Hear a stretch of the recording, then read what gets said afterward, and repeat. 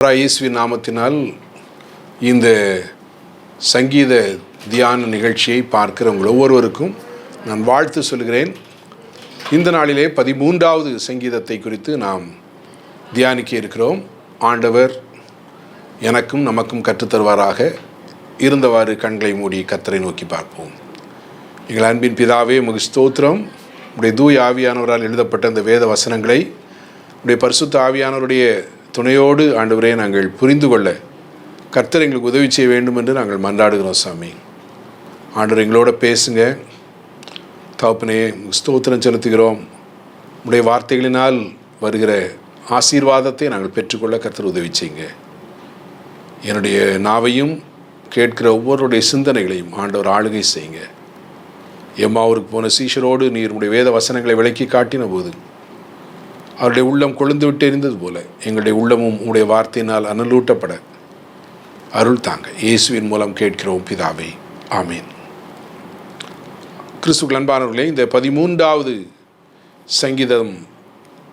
சங்கீதத்திலே என்ன சொல்லியிருக்கிறது என்று நாம் கவனிக்க இருக்கிறோம். பொதுவாக இவ்வாறு சொல்ல நான் கேள்விப்பட்டிருக்கிறேன். தேவன் நம்முடைய ஜெபங்களுக்கு 3 விதத்திலே பதில் சொல்கிறார் என்று பொதுவாக சொல்வார்கள். ஆம் என்றும், இல்லை என்றும், பொறுத்திரு என்றும் பதில் சொல்வார் என்று சொல்கிறார்கள். அன்பானவர்களே, அதனால் நமக்கு எப்பொழுது ஆம் என்றார், எப்பொழுது இல்லை என்கிறார், எப்பொழுது பொறுத்திரு என்கிறார் என்பது நமக்கு சில வேளைகளிலே புரிந்து கொள்ள முடியாததாய் இருக்கிறது. இந்த சங்கீதத்திலே ஆண்டவர் எதுவரைக்கும் நம்மை பொறுத்திருக்க சொல்கிறார் என்ற ஒரு உணர்வு இந்த சங்கீதத்திலிருந்து நமக்கு எழும்புகிறது. இந்த சங்கீதத்தின் முதல் 2 வசனங்களை நீங்கள் கவனித்தால், எதுவரைக்கும் என்ற வார்த்தையை நீங்கள் 4 இடங்களிலே பார்க்கலாம். கர்த்தாவே, எதுவரைக்கும் மறைந்திருப்பீர்? எதுவரைக்கும் உடைய சத்துரு என உமது முகத்தை எனக்கு மறைப்பீர்? என் இருதயத்திலே சஞ்சலத்தை நித்தம் நித்தம் வைத்து எதுவரைக்கும் என் ஆத்மாவிலே ஆலோசனை பண்ணி கொண்டிருப்பேன்? எதுவரைக்கும் என் சத்துரு என் மேல் தன்னை உயர்த்துவான்? அட் ஆனா என்ற ஒரு எபிரேய வார்த்தை திரும்ப திரும்ப பயன்படுத்தப்பட்டிருக்கு. அட் ஆனா, அட் ஆனா. ஸோ ஆண்டவரே, எதுவரைக்கும் என்று சொல்லி ஆண்டவரை நோக்கி கூப்பிடுவது போல இருக்கிறது. ஆகவே இப்பொழுது இந்த சங்கீதத்தை நாம் 3 விதங்களிலே கவனிக்க இருக்கிறோம். முதல் 2 வசனங்களிலேயும் கேள்வி கேட்கும் ஒரு சங்கீதக்காரனை நாம் காண்கிறோம். அதன் பிறகு காத்திருக்கும் ஒரு சங்கீதக்காரனை நாம் இந்த சங்கீதத்திலே பார்க்கிறோம். அதன் பிறகு களிகூறும் ஒரு சங்கீதக்காரனை பற்றி நாம் இந்த சங்கீதத்திலே தியானிக்கிறோம். முதலாவதாக கேள்வி கேட்கும் ஒரு சங்கீதக்காரன். அன்பானவர்களே, கேள்வி என்பது அவிசுவாசத்திற்குரிய ஒரு அடையாளம் போல தோன்றினாலும் யதார்த்தமாகவும் நாம் அதை எடுத்துக்கொள்ளலாம். ஆகவே நம்முடைய உள்ளத்திலே நம்பிக்கை இல்லாமல் இருக்கும்போது நம்புவது போல நடிப்பதை விட ஆண்டவரிடத்திலேயே நம்முடைய கேள்விகளை கேட்பது மிக மிக சிறந்தது. ஆகவே நமக்கு தோமாவை ஞாபகத்திற்கு வரலாம். தோமா சொன்னான், ஆண்டவரே, நான் அந்த உயிர்த்தெழுந்த கிறிஸ்துவுடைய அந்த காயத்தில் கைகளை வைத்து பார்க்கணும், பார்த்தா தான் நான் நம்புவேன் என்று சொன்னான். ஆகவே நமக்கு நம்பிக்கையிலே விசுவாசத்திலே குறைவுகள் வரும்போது தேவனிடத்திலேயே அதை சொல்வது மிக மிக சிறப்பானது. நாம் மார்க் 9ஆம் அதிகாரத்திலே நாம் 24வது வசனத்திலே வாசிக்கிறோம். அங்கே ஒரு நபர் ஆண்டவராய் இயேசுவை தேடி வருகிறார். விசுவாசிக்கிறவனுக்கு எல்லாம் கூடும் என்று சொல்லி இயேசு சொன்ன உடனே அவர் சொல்கிறார், ஆண்டவரே, என் அவிசுவாசம் நீங்கும்படி உதவி செய்யும். தந்தையே, என்னுடைய அவிசுவாசம் நீங்கும்படி உதவி செய்யும். பல வேளைகளிலே நாமும் கூட அப்படி ஜெபிக்க வேண்டிய அவசியப்படலாம். நமக்கு ஒரு காரியத்தை பொறுத்திருக்க முடியாமல் ஒருவேளை பல சந்தேகங்களும் கேள்விகளும் வரும்போது தேவனை நோக்கி நாம் கேட்க வேண்டும். ஆண்டவரே, என் அவிசுவாசம் நீங்கும்படி நீர் எனக்கு உதவி செய்யும். Help my unbelief. ஆண்டவரே, தயவுசெய்து எனக்கு உதவி செய்யுங்க என்று விசுவாசத்தை பெருகச் செய்யுங்க என்று சொல்லி நாம் கேட்க வேண்டும். இங்கே சங்கீதக்காரன் ஆண்டவரே எதுவரைக்கும் என்று கேட்கிறார். எதுவரைக்கும் நான் இந்த துன்பத்திலே நான் தொடர வேண்டும் என்று சொல்லி அவர் கேட்பதாக நாம் இங்கே புரிந்து கொள்ளலாம். இவர் எதுவரைக்கும் என்னை மறந்திருப்பீர்? ஆண்டவரே நீர் என்ன, யூ ஹவ் ஃபர்காட்டன் மீ. ஆண்டவரே என்னை மறந்துட்டீரா? நான் எவ்வளோ நாளாக ஜெபம் பண்ணிகிட்டே இருக்கேன். How you forgotten me? உம்முடைய முகத்தை எதுவரைக்கும் எனக்கு மறைப்பீர்? ஆண்டவரே நான் தேடுறேன் உம்மை, ஆனால் என்னால் உம்மை தரிசிக்க முடியவில்லை, உம்முடைய சத்தத்தை கேட்க முடியவில்லை, இந்த ஜெபத்திற்கு பதில் கிடைக்கவில்லை.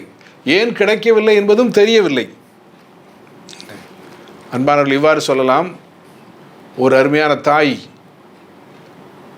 தன்னுடைய குழந்தையோடு ஒரு அறையில் அமர்ந்திருக்கிறாள். சற்று நேரம் கழித்து அந்த குழந்தை ஆர்வமாக விளையாடி கொண்டிருக்கும் போது அடுத்த அறைக்கு சென்று விடுகிறாள்.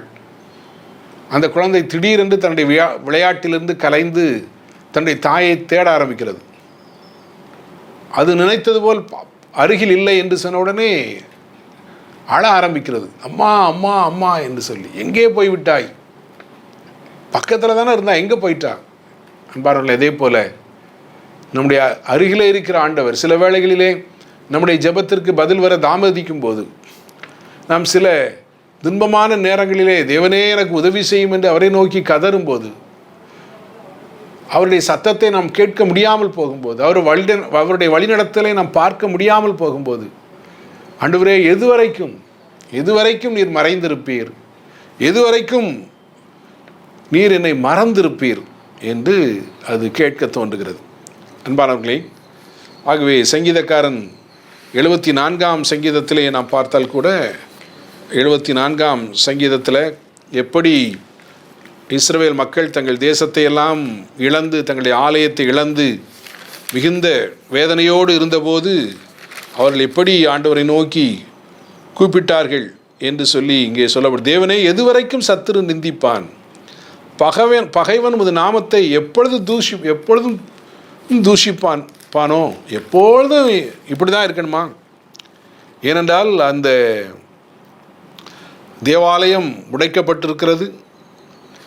ஆகவே சத்துருக்கள் என்ன செய்கிறார்களாம்? ஆலயத்திற்குள்ளே கெர்ச்சித்து தங்கள் கொடிகளை அடையாளங்களாக நாட்டியிருக்கிறார்கள். பரிசுத்த ஸ்தலத்தை அக்கினிக்கு இரையாக்கி விட்டார்கள். ஆண்டவரே, இப்படியெல்லாம் எங்களுடைய ஆலயத்தில் நடந்து விட்டது, இப்படியெல்லாம் எங்களுக்கு நடந்து விட்டது, நீர் எதுவரைக்கும் இதையெல்லாம் பார்த்து கொண்டிருப்பீர்? எங்களுக்கு உதவி செய்ய எதுவரைக்கும் நீர் தாமதிப்பீர் என்று கேட்பது போல இந்த சங்கீதம் அமைந்திருக்கிறது. 74ஆம் சங்கீதத்திலே அந்த முதலாவது சாலமோன் கட்டின ஆலயம் அது பாபிலோனியர்களால் அடித்து நொறுக்கப்பட்டு, அது பட்டணங்கள் தீக்கிரையாக்கப்பட்டு, ஆண்டவரே இந்த நிலை எதுவரைக்கும் என்று சொல்லி கேட்பதாக அங்கே நாம் வாசிக்கிறோம். அன்பானவர்களே, ஆகவே கடவுளுடைய தாமதம் ஏன் சில வேளைகளிலே ஆண்டவருடைய முகம் நமக்கு மறைக்கப்பட்டது போல தோன்றுகிறது, அல்லது கடவுளுடைய பதில் சில வேளைகளிலே ஏன் அது நமக்கு கிடைக்கவில்லை என்று சொல்வதற்கு வேத புத்தகம் பல பதில்களை நமக்கு சொல்கிறது. ஏசாயா 59ஆம் அதிகாரம் 1-2 வசனங்களிலே நாம் பார்க்கிறோம். ஆண்டவருடைய கரம் குறுகி போகவில்லை, ஆனால் நம்முடைய பாவங்களே அவருக்கும் நமக்கும் இடையிலே பிரிவினை உண்டாக்குகிறது. ஒருவேளை அதுதான் ஒரு தடுப்பு சுவர் போல தேவனை நாம் பார்க்க முடியாதபடி, நம்முடைய ஜெபங்களுக்கு ஆண்டவர் பதில் கொடுக்க முடியாதபடி அது நமக்கும் தேவனுக்கும் நடுவிலே பிரிவினை உண்டாக்குகிறது. ஆகவே தான் நம்முடைய சத்தம் ஆண்டவருக்கு கேட்கவில்லையா என்று நாம் கேட்க தோன்றுகிறது. இன்னும் யோவான் 11ஆம் அதிகாரம் 4வது வசனத்தில் நாம் பார்த்தோம் என்றால், அங்கே 11வது அதிகாரம் முழுவதிலையும் நாம் பார்க்கும்போது அங்கே லாசரு வியாதியாக இருக்கிறான் என்று சொல்லி அவருக்கு சொல்லப்படுகிறது. நீர் நேசிக்கிறவன் வியாதியாக இருக்கிறான் என்று சொல்லப்படும் போது ஆண்டவராக இயேசு கிறிஸ்து என்ன செய்கிறார்? உடனே வரல, உடனே ஓடி வரவில்லை. ஆண்டவர் சற்று தாமதிக்கிறார். ஆண்டவரே நீ நேசிக்கிறவன் வியாதியாக இருக்கிறான் என்று சொல்ல அவரிடத்தில் ஆட்கள் அனுப்புகிறார்கள், மார்த்தாளும் மரியாளும். ஆனால் வேதம் என்ன சொல்கிறது பாருங்கள். யோவான் 11:4 இயேசு அதை கேட்ட பொழுது, இந்த வியாதி மரணத்துக்கு ஏதுவாயிராமல் தேவனுடைய மகிமை விளங்குவதற்கு ஏதுவாயிருக்கிறது, தேவனுடைய குமாரனும் அதனாலே மகிமைப்படுவார் அப்படின்னு சொல்லி அவர் என்ன செய்கிறார் என்று சொன்னால் இன்னும் 2 நாட்கள் அவர் தாமதித்து விடுகிறார். 6வது வசனம், அவன் வியாதியாக இருக்கிறதாக அவர் கேள்விப்பட்ட போது தாம் இருந்த இடத்துல பின்னும் 2 நாள் தங்கினார். ஆகவே வியாதியாக இருக்கிறான் என்று கேள்விப்பட்ட உடனே வரவில்லை. ஏனென்றால் இயேசுவுக்கு தெரியும் இதனுடைய முடிவு தேவநாம மகிமை, தேவனிடத்தில் அநேகர் விசுவாசம் வைப்பதற்கு ஏதுவாக இது நடைபெறும் என்று ஆண்டவருக்கு தெரியும். ஆகவே சில வேளைகளிலே தாமதம் என்பது அல்லது நமக்கு பதில் வருவதற்கு நாட்கள் செல்கிறது என்பது ஒருவேளை நமக்கும் ஆண்டவருக்கும் நடுவிலே சில பாவங்கள் இருக்கலாம். அது நம்மை தேவனை விட்டு பிரிக்கலாம். அது மாத்திரமல்ல, தேவநாம மகிமைக்காக சில வேளைகளிலே சில காரியங்கள் தாமதிக்கலாம். ஆகவே இங்கே நமக்கு தெரியும், ஒருவேளை லாசருவை ஆண்டவர் வியாதியிலிருந்து குணமாக்கினார் என்று சொல்வதை விட லாசரு மரித்த பிறகு 3 நாள் கழித்து அவன் உயிரோடு எழுப்பினார் என்பது நிச்சயமாக ஆண்டவர் தாமதித்ததினால் இயேசு கிறிஸ்துவனுடைய வல்லமையுள்ள நாமம் மகிமைப்பட்டது என்று சொல்லி நாம் அறிந்திருக்கிறோம். 1 பேதுருவின் புத்தகம் 3ஆம் அதிகாரம் 9வது வசனத்திலே பேதுரு எழுதும்போது ஆண்டவருடைய தாமதம் பற்றி எழுதுகிறார். ஏன் தாமதிக்கிறார் என்று சொன்னால், சிலர் மனம் திரும்புவதற்காக ஆண்டவர் தாமதிக்கிறார் என்று சொல்லி பேதுரு எழுதுவதை நாம் பார்க்கிறோம். 1 பேதுருவின் புத்தகத்திலே 2 பேதுருவின் புத்தகத்திலே 3ஆம் அதிகாரத்திலே 9வது வசனம் இவ்வாறு சொல்கிறார், தாமதிக்கிறார் என்று சிலர் எண்ணுகிறபடி கர்த்தர் தமது வாக்குத்தத்தத்தை குறித்து தாமதியாயிராமல் ஒருவரும் கெட்டு போகாமல் எல்லாரும் மனம் திரும்ப வேண்டும் என்று விரும்பி நம்மேல் நீடிய பொறுமையுள்ளவராக இருக்கிறார் என்று சொல்லப்பட்டிருக்கிறது. ஆகவே சில வேளைகளிலே கடவுளுடைய தாமதம் அல்லது பதிலுக்கு தாமதம் என்பது சிலர் மனம் திரும்பும்படியாக ஆண்டவர் கொஞ்சம் நேரம் கொடுக்கிறார் என்று சொல்லி நாம் சொல்லலாம். ஆகவே ஏன் சில காரியங்கள் பிந்துகிறது, ஏன் தாமதம் அடைகிறது என்று சொல்லி நாம் போராடும்போது அது ஒருவேளை தேவநாம மகிமைக்காக இருக்கலாம், இல்லை என்றால் நாம் விட்டுவிட வேண்டிய சில காரியங்கள் இருக்கலாம், இல்லை என்றால் ஒருவேளை ஒரு சிலர் மனம் திரும்புவதற்காக ஆண்டவர் அந்த காரியத்தை குறித்து தாமதிக்கலாம். 2 கொரிந்தியர் 4ஆம் அதிகாரம் 17வது வசனத்திலே அதி சீக்கிரத்தில் நீங்கிவிடும் லேசான ஒரு உபத்திரவம் என்று சொல்லப்பட்டிருக்கிறது. ஆகவே சில உபத்திரவங்கள் நீங்குவதற்கு சில காலங்கள் பிடிக்கலாம், ஆனால் அது சீக்கிரமாக, உபத்திரவம் நம்முடைய வாழ்வின் கடைசி வார்த்தை அல்ல. இவ்வாறு பவுல் எழுதுகிறார், அதி சீக்கிரத்தில் நீங்கும் லேசான நம்முடைய உபத்திரவம் மிகவும் அதிக நித்திய கன மகிமையை உண்டாக்குகிறது. ஆகவே ஒருவேளை நம்ம துன்பத்தினூடாக கடந்து சென்று கொண்டிருக்கலாம், நிச்சயமாய் ஆண்டவர் அதை சீக்கிரமாய் அதை எடுத்து போடுவார், மாற்றி போடுவார். ஆண்டவருடைய நாமம் ஒருவேளை இந்த பிரச்சனையின் நடுவாக அது மகிமைப்படும் என்று கூட நாம் சொல்லலாம். ஆக முதலாவது தேவனிடத்தில் எதுவரைக்கும் என்று சொன்ன ஆண்டவர் என்ற சங்கீதக்காரன் இப்பொழுது தன்னை பார்க்கிறார். 2வது வசனத்திலே, என் இருதயத்திலே சஞ்சலத்தை நித்தம் நித்தம் வைத்து எதுவரைக்கும் என் ஆத்மாவிலே ஆலோசனை பண்ணி கொண்டிருப்பேன். ஆண்டவரே, ஏன்னா எவ்வளோ நாள் தான் அந்த வருத்தத்தோடு இருக்கணும், தன்னை பார்க்கிறார். எதுவரைக்கும் என் ஆத்மாவிலே ஆலோசனை பண்ணி கொண்டிருப்பேன். அப்புறம் கொஞ்சம் சுற்றியுள்ள காரியங்களை யோசிக்கிறார். எதுவரைக்கும் என் சத்துரு என் மேல் தன்னை உயர்த்துவான், எதுவரைக்கும் சத்துரு என்னை உயர்த்துவான், எதுவரைக்கும் என் ஆத்மாவில் சஞ்சலத்தை நான் தேக்கி வைத்து கொண்டிருப்பேன்.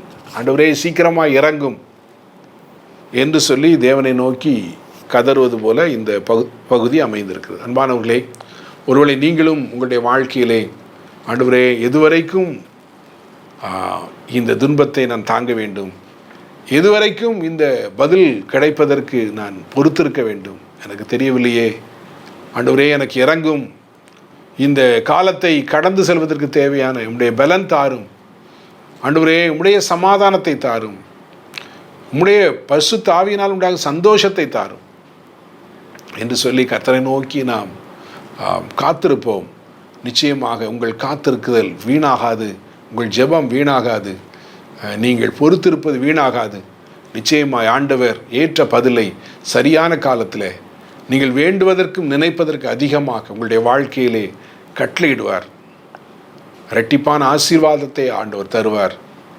ஆகவே அவர் எதை எப்பொழுது எப்படி செய்ய வேண்டும் என்பதை முழுவதுமாய் அறிந்திருக்கிறார்.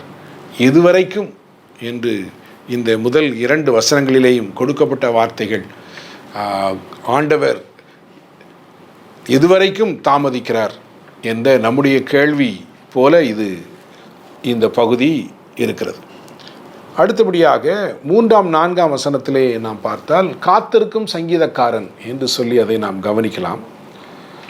சங்கீதக்காரன் இப்பொழுது என்ன சொல்கிறார் பாருங்கள். 3ஆவது வசனத்தில், என் தேவனாகிய கர்த்தாவே, நீர் நோக்கி பார்த்து எனக்கு செவி கொடுத்தரணும். ஸோ எதுவரைக்கும் காத்திருக்க முடியும் அப்படின்னு சொன்னவர் இப்பொழுது சங்கீதக்காரன் சொல்கிறார், ஆண்டவரே, நான் உம்மை நோக்கி பார்க்கிறேன், நீர் எனக்கு செவி கொடுத்தரணும் அப்படின்னு சொல்கிறார். ஏனென்றால் நம்முடைய தேவனை தவிர நமக்கு வேறு வழியும் இல்லை.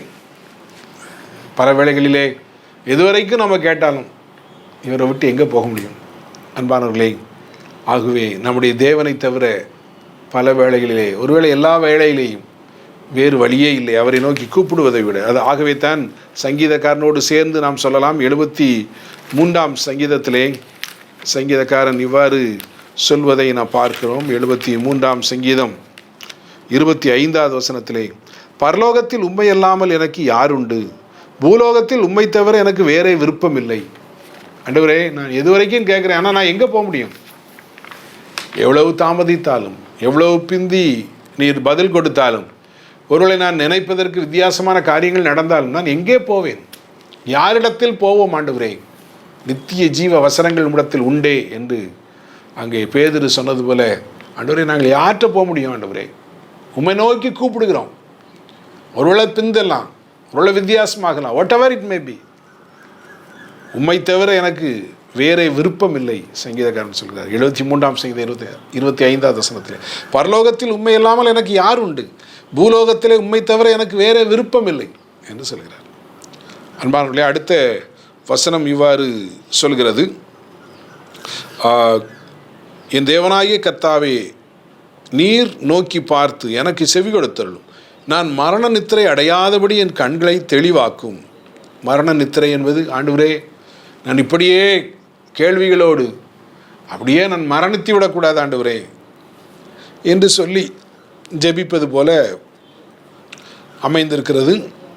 ஆண்டவரே, எனக்கு ஒருவேளை நான் நினைக்கிறது, நான் விரும்புகிறது, நான் உம்மை நோக்கி கூப்பிடுகிறது நடைபெறாத பட்சத்திலே என்னுடைய சத்துருக்கள் அவனை மேற்கொண்டேன் என்று என் பகைஞன் சொல்லாதபடி, நான் தள்ளாடுகிறதுனால் என் சத்துரு கலிகூறாதபடி சீக்கிரமாய் எனக்கு பதில் தாரும் ஆண்டவரே என்று சொல்லி இங்கே சங்கீதக்காரன் சொல்கிறார். கிறிஸ்துவுக்குள் அன்பானவர்களே, பல வேளைகளிலே நம்முடைய கேள்விகள் நம்முடைய அறியாமையே காட்டுகிறது. வேத புத்தகத்திலே யோபு பக்தன், அவர் தன்னுடைய குழந்தைகளை இழக்கிறார், தன்னுடைய செல்வத்தை இழக்கிறார், தன்னுடைய சுகத்தை இழக்கிறார், தன் மனைவியின் அன்பை கூட இழக்கிறார். அப்படிப்பட்ட அவர் சூழ்நிலையிலே முதல் 2 அதிகாரத்திலேயும் மிகவும் பாசிட்டிவாக இருந்த அந்த யோபு, பிறகு வருகிற அதிகாரங்களிலே அவர் தன்னுடைய நண்பர்களை சந்திக்கிறார். அவங்கெல்லாம் ஆறுதல் சொல்ல வந்தவர்கள் குற்றம் சுமத்த ஆரம்பிக்கிறார்கள். பல விதங்களில் நீ எங்கேயோ பாவம் செய்து விட்டாய் என்று சொல்கிறார்கள். யோபு, அது இன்னும் யோபுவுக்கு வருத்தத்தை தெரிவிக்கிறது, வரவழைக்கிறது. யோபு திரும்ப திரும்ப ஏராளமான கேள்விகள் கேட்கிறார் ஆண்டவரை நோக்கி. ஆனால் ஒரு காலகட்டத்திலே தேவன் அந்த கேள்விகளுக்கெல்லாம் பதில் கொடுக்கவில்லை. ஆனால் அவரே யோபுக்கு தரிசனமாகிறார். தேவாதி தேவன் யோபுக்கு தரிசனமாகி, யோபு, நீ இவ்வளவு நேரம் கேட்டாய் அல்லவா, இப்பொழுது நான் கேட்கிறேன், நீ பதில் சொல் என்று சொல்லி ஆண்டவர் பேசுவதை நாம் யோபுவின் புத்தகத்தில் நாம் வாசிக்கிறோம். 38, 39 இதெல்லாம் நாம் வாசிக்கிறோம். ஆண்டவர் ஏராளமான கேள்விகள் கேட்கிறாய். நீ எங்கே இருந்தாய், உனக்கு எப்படி தெரியும், பல கேள்விகள் கேட்கிறார். அப்பொழுது சங்கீதக்காரன் யோபு இவ்வாறு சொல்கிறார். யோபு 40ஆம் அதிகாரம் 4வது வசனத்திலே, இதோ நான் நீசன், நான் உமக்கு என்ன மறு உத்தரவு சொல்வேன், என் கையினால் என் வாயை பொத்திக் கொள்கிறேன், ஒரு தரம் பேசினேன், இனி நான் பிரதியுத்தரம் கொடாமலும் பேசாமலும் இருப்பேன் என்றான். அன்பானவர்களே, சில வேளைகளிலே நாம் எல்லாவற்றையும் புரிந்து கொள்வதில்லை. ஏன் சில காரியங்கள் பிந்துகிறது என்று நாம் புரிவதில்லை. ஏன் சில காரியங்கள் வித்தியாசமாய் நாம் நினைப்பதை விட நடைபெறுகிறது என்பது நமக்கு புரியவில்லை. நாம் பலவிதமான கேள்விகளை தேவனிடத்திலே கேட்கிறோம். ஆண்டவர் கேள்விகளுக்கு பதில் சொல்லவில்லை, ஆனால் தம்மையே வெளிப்படுத்தினார் யோபுவுக்கு. அப்பொழுது யோபு சொன்னான், ஆண்டவரே, நான் நீசன், நான் தெரியாமல் கேட்டேன் 1-2 தடவை, என் வாயை நான் பொத்திக்கொள்வேன் ஆண்டவரே, இனி நான் கேட்க மாட்டேன் என்று சொல்கிறதை நாம் பார்க்கிறோம். அன்பான கடவுளுடைய பிள்ளைகளே, ஆகவே நம்முடைய கேள்விகளுக்கெல்லாம் எப்பொழுதும் ஆண்டவர் பதில் கொடுத்து விடுவார் என்பதல்ல. ஆனால் நம்முடைய கேள்விகளை நாம் அவரிடத்திலே சொல்லும்போது அவர் தம்முடைய தரிசனத்தையும் தம்முடைய சமாதானத்தையும் தம்முடைய சந்தோஷத்தையும் நமக்கு தருகிற அற்புதமான ஒரு ஆண்டவராக அவர் இருக்கிறார். ஆகவே இந்த முதல் பகுதியிலே கேள்வி கேட்கும் சங்கீதக்காரனை பற்றி நாம் பார்த்தோம். 2வது பகுதியிலே காத்திருக்கும் சங்கீதக்காரன் ஆண்டவருடைய சமூகத்திலே காத்திருக்கிறார். ஆண்டவரே, நான் எங்கே போவேன், எனக்கு வேறு வழி கிடையாது, நான் உம்முடைய சமூகத்திலே காத்திருப்பேன், என் கேள்விகளோடு உம்முடைய பாதத்திலே நான் அமர்ந்திருக்கிறேன்.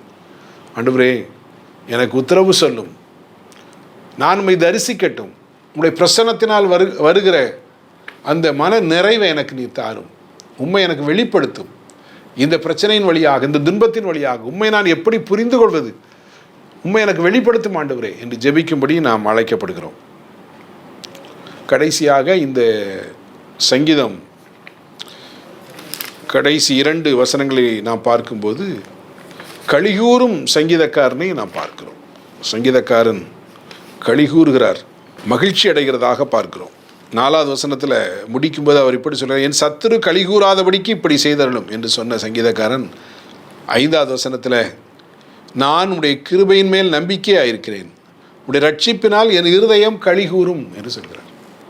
என்ன ஒரு பெரிய நம்பிக்கை ஆண்டவர் கொடுத்தார். எதுவரைக்கும் என்று கேள்வி கேட்டு இந்த சங்கீதத்தை ஆரம்பித்த சங்கீதக்காரன் அதன் நிறைவு வரும்போது, ஆண்டவரே, உம்முடைய கிருபையின் மேல் நம்பிக்கை வைத்திருக்கிறேன், உம்முடைய ரட்சிப்பினால் என் இருதயம் களி கூறுகிறது. ஒருவேளை தனக்கு பதில் கிடைக்கவில்லை என்று சொல்லி பவுல் சொல்கிறார், தன்னுடைய சரீரத்தில் காணப்பட்ட ஏதோ ஒரு முள்ளுக்காக அவர் ஜெபித்தாராம், பதில் கிடைக்கவில்லையாம், அவருக்கு அந்த முள் நீங்கவில்லையாம். ஆனால் ஆண்டவர் சொன்னாராம், என் கிருபை உனக்கு போதும் என்று சொல்லி. அன்பானவர்களே, ஒருவேளை நேரடியான நம்முடைய கேள்விகளுக்கு ஆண்டவர் பதில் கொடுக்காமல் இருக்கலாம், ஆனால் ஆண்டவருடைய கிருபை நம்மை தாங்குகிறது. அந்த கிருபையிலே நாம் களிகூறும்படியாக நாம் அழைக்கப்படுகிறோம். ஏற்ற நாளிலே, ஏற்ற நேரத்திலே, ஏற்ற விதமாக தம்முடைய சித்தத்தின்படி நம்முடைய ஜெபங்களுக்கு பதில் கொடுக்கிற அற்புதமான ஒரு ஆண்டவர் நமக்கு இருக்கிறார். ஆகவே இங்கே சங்கீதக்காரன் சொல்லுங்க, நான் உடைய கிருபையின் மேல் நம்பிக்கையாக இருக்கிறேன். ஆண்டவரே, நான் ரொம்ப நேரம் ஜெபம் பண்ணுறேங்கிறது இல்லை, நான் ரொம்ப யோக்கியம் அப்படிங்கிறதுனால இல்லை, நான் எல்லாம் சரியாக தான் செய்திருக்கேன் அப்படிங்கிறது இல்லை. ஆண்டவரே, உம்முடைய கிருபையின் மேல் நான் நம்பிக்கை வைத்திருக்கிறேன், நான் களிகூறும்படி உம்முடைய ரட்சிப்பினால் என் இருதயம் களிகூறும் என்று சொல்லி இங்கே சங்கீதக்காரன் சொல்லுகிறதையும் நாம் பார்க்கிறோம். ஆண்டவர் நிச்சயமாக எனக்கு ஒரு ரட்சிப்பு, ஒரு விடுதலை இந்த காரியத்திலே தருவார், அப்பொழுது நான் களிகூறுவேன். அது மாத்திரம் இல்லை, 6வது வசனத்தில், கர்த்தர் எனக்கு நன்மை செய்தபடியினால் அவரை பாடுவேன் என்று சொல்கிறார். ஸோ எதுவரைக்கும் என்று ஆரம்பித்த சங்கீதக்காரன் வெற்றி முழக்கத்தோடு முடிக்கிறார், நான் அவரை பாடுவேன். ஏனென்றால் அவருக்கு ஒரு நம்பிக்கை கிடைத்து விட்டது, ஒரு நிச்சயம் கிடைத்து விட்டது, கர்த்தருடைய கிருபையின் மேல் களிகூறுதல் உண்டாகிவிட்டது. ஆகவே ஆண்டவர் எனக்கு நன்மை செய்து விட்டார், நான் அவரை பாடுவேன் என்று சொல்லி மகிழ்ச்சியோடு இந்த சங்கீதத்தை நிறைவு செய்கிறார்.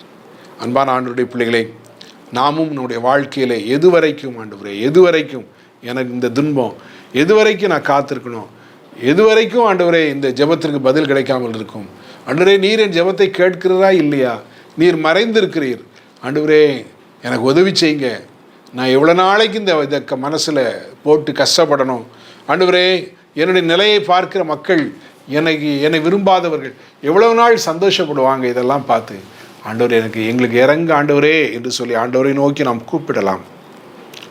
நமக்கு ஒன்று தெரியும், நம்முடைய தேவனை விட்டால் நமக்கு வேறு வழி இல்லை என்பது நமக்கு தெரியும். உண்மை தவிர எனக்கு வேறு விருப்பம் இல்லை என்று சொல்லி நாம் அவரிடத்திலே அறிக்கையிடுவோம். அது மாத்திரமல்ல, அவருடைய கிருபையின் மேல் நம்பிக்கை உள்ளவர்களாய் களி கூறுவோம்.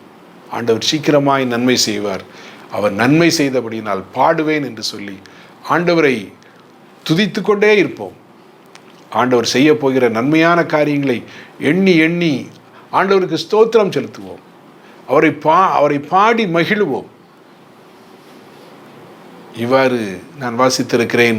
சீன தேசத்திலே மிஷினரியாய் சென்ற ஒருவர் தொடர்ந்து தன்னுடைய பணியிலே எந்த ஒரு கனிகளும் இல்லை என்று சொல்லி தன்னுடைய அலுவலகத்திற்கு இங்கே ஒன்றுமே நடைபெறவில்லை, நான் எவ்வளவோ ஆண்டவருக்கென்று பணி செய்து விட்டேன், இனி எனக்கு வேறு வழி இல்லை, திரும்பி வருவதை தவிர வேறு ஒன்றும் எனக்கு தெரியவில்லை என்று சொல்லி அவர் அனுப்பின போது அக்காலத்திலே டெலகிராம் தான் இருந்தது. ஒரு வரி செய்திகள் போஸ்டல் வழியாக அனுப்பப்பட்டது. அப்பொழுது அவர்கள் இவ்வாறு அனுப்பினார்களாம், ட்ரை தேங்க்ஸ் கிவிங் என்று சொல்லி, துதியை முயற்சித்து பார் என்று அனுப்பினார்களாம். ஆகவே அவர் ஆண்டவரை துதிக்க ஆரம்பித்தார். ஏராளமான காரியங்களை ஆண்டவர் அவருடைய ஊழியத்தின் மூலமாக செய்தார் என்று சொல்லி நான் வாசித்திருக்கிறேன். அன்பான கடவுளுடைய பிள்ளைகளே, ஆகவே எதுவரைக்கும் என்ற கேள்விகள் நம்முடைய உள்ளத்திலே இருக்கலாம். தேவனை தவிர நமக்கு வேறு வழி இல்லை. அவரை மகிழ்ச்சியோடு நாம் பாடுவோம், நன்றி சொல்லி பாடுவோம். நிச்சயமாய் அவர் நன்மை செய்வார் என்ற அந்த நன்மைகளை எண்ணி எதிர்பார்த்து அதை தரிசித்து ஆண்டவரை துதித்து பாடுவோம். ஆபிரகாமுக்கு நட்சத்திரங்களைப் போல உன்னுடைய சந்ததியை பெருக பண்ணுவேன்னு சொன்ன ஆண்டவர் அப்படியெல்லாம் பெரிய காரியங்களை நம்முடைய வாழ்க்கையில் செய்வார். நம்முடைய வேண்டுதல்களுக்கு சீக்கிரமாய், நாம் வேண்டுவதற்கு நினைப்பதற்கு அதிகமாய் செவி கொடுப்பார் என்பதை நினைத்து பார்த்து அவரை துதித்து பாடுவோம். தேவன் அருளும் நன்மைகளை பெற்றுக்கொள்வோம். ஆண்டவர் நம்மை ஆசீர்வதிப்பாராக. ஆமீன். கர்த்தரை நோக்கி ஜெபிப்போம். எங்கள் அன்பின் ஆண்டவரே, எதுவரைக்கும் என்ற கேள்விகளோடு அமர்ந்திருக்கிற நம்முடைய பிள்ளைகளுக்காக நான் ஜெபிக்கிறேன் சாமி. ஆண்டவரே, கர்த்தர் எனக்கு நன்மை செய்தபடியினால் நான் அவரை பாடுவேன் என்று சீக்கிரமாய் அவருடைய உள்ளத்திலிருந்தும் உதடுகளிலிருந்தும் உம்மை துதிக்கும் துதி உண்டாகும்படியாக கர்த்தர் பெரிய காரியங்களை செய்ய வழிநடத்துங்க. இயேசுவின் மூலம் கேட்கிறோம் பிதாவே. ஆமீன்.